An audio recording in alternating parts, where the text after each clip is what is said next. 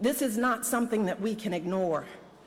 It's not something we can just sweep under the rug as just another disturbing footnote in a sad election season. Because this was not just a lewd conversation. This wasn't just locker room banter.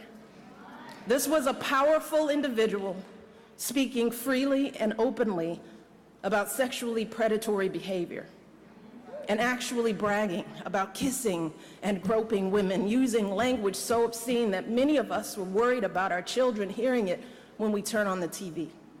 It's one of countless examples of how he has treated women his whole life. And I have to tell you that I listen to all of this and I feel it so personally. And I'm sure that many of you do too, particularly the women.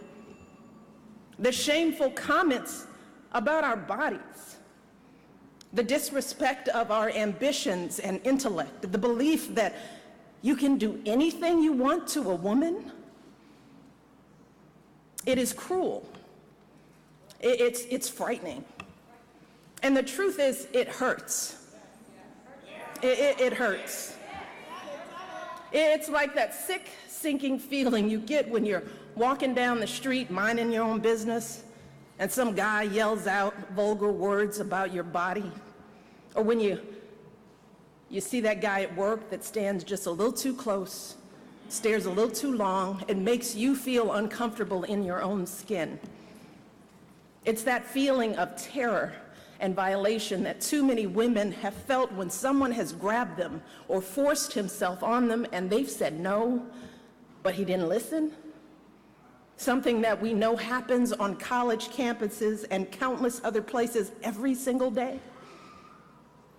It reminds us of stories we've heard from our mothers and grandmothers about how back in their day, the boss could say and do whatever he pleased to the women in the office, and even though they worked so hard, jumped over every hurdle to prove themselves, it was never enough. This is not normal. This is not politics as usual.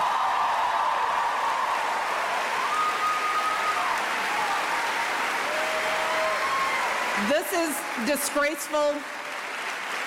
It is intolerable. And it doesn't matter what party you belong to, Democrat, Republican, Independent, no woman deserves to be treated this way. None of us deserves this kind of abuse. And how is this affecting men and boys in this country? Because I can tell you that the men in my life do not talk about women like this, and I know that my family is not unusual.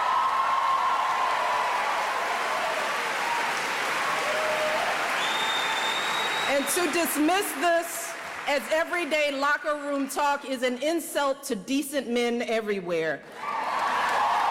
Hillary has been a lawyer, a law professor, First Lady of Arkansas, First Lady of the United States, a U.S. Senator, Secretary of State, and she has been successful in every role, gaining more experience and exposure to the presidency than any candidate in our lifetime.